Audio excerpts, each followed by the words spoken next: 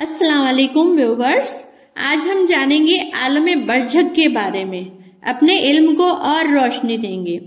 मरने के बाद और कयामत से पहले दुनिया और आखिरत के बीच में एक आलम है जिसे आलम बरज़ख कहते हैं।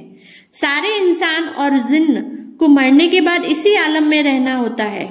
इस आलम बरज़ख में अपने अपने आमाल के हिसाब से किसी को आराम मिलता है, किसी को तकलीफ मिलती है।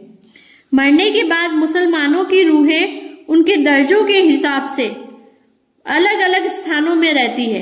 कुछ की कब्र के ऊपर, कुछ की जमजम शरीफ के कुएं में, कुछ की आसमान और जमीन के बीच में, कुछ आसमानों में, कुछ अर्श के नीचे कंदीलों में और कुछ आला इल्लियन में। मगर रूहें कहीं भी हो, अपने जिस्मों से बराबर उनका ताल्लुक रहता है। जो कोई उनकी कब्र पर आए तो उसे वे देखते हैं, पहचानते हैं और उनकी बातें भी सुनते हैं। इसी तरह काफिरों की रूहें कुछ उनके मरघट या कब्र पे रहती हैं, कुछ यमन के एक नाले में बहुते में, कुछ की सातों जमीन के नीचे, कुछ की सिज्जीन में। लेकिन रूहें कहीं भी हो, जिस्मों से उनका रूह का ताल्लुक बरकरार रहता है। इसलिए जो उनके मरघट पर गुजरे या उनकी कब्र पर पहुंचे तो उसे वो देखती हैं, पहचानती है और उनकी बातें भी सुनती है।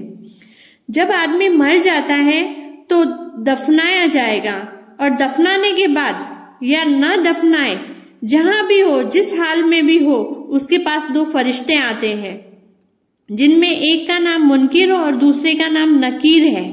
ये दोनों फरिश्ते मुर्दे से सवाल करते हैं कि तेरा रब कौन है, तेरा दीन क्या है। और हमारे प्यारे आका आप सल्लल्लाहु अलैहि वसल्लम के बारे में पूछते हैं कि कौन है। यदि जो मुर्दा है वह नेक इंसान हुआ तो ठीक ठाक से जवाब देगा, मेरा रब अल्लाह है, मेरा दीन इस्लाम है और हजरत मोहम्मद सल्लल्लाहु अलैहि वसल्लम हमारे अल्लाह के रसूल है। फिर उसके लिए जन्नत की तरफ एक खिड़की खोल दी जाएगी जिससे ठंडी ठंडी जन्नत की हवाएं आएगी, खुशबू आएगी। मुर्दा आराम से रहकर अपनी नींद, सुख की नींद में सो जाएगा जैसे दुल्हन सोया करती है। यदि मुर्दा ईमानदार नहीं है, मुनाफिक है, तो उससे भी सवाल और जवाब होगा।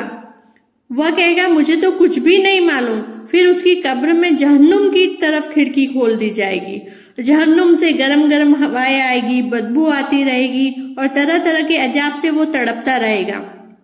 फरिश्ते उसे आग के भालों से मारते रहेंगे।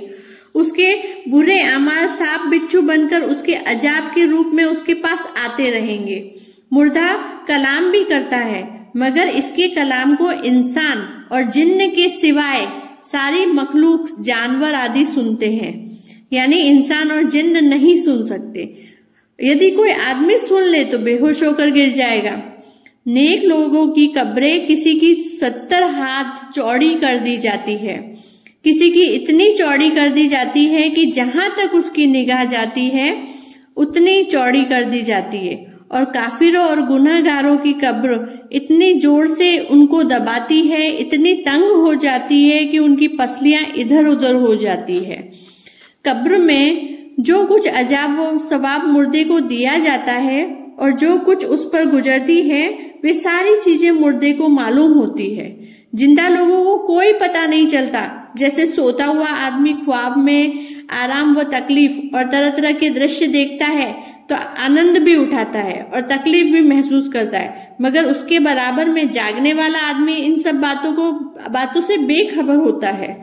ये सब चीजें हमारे मरने के बाद सबके साथ पैदा होने वाली है। तो अल्लाह ताला हमें तौफीक अता फरमाए कि हम नेक रास्तों पर चलने वाले बने, ताकि हमें जो सवाल और जवाब किए जाएंगे उस वक्त तो हम उनके सवालों का सही जवाब दे पाए। अल्लाह ताला हमें ऐसी तौफीक अता फरमाए, हमें ईमान की मौत अता फरमाए। आमीन।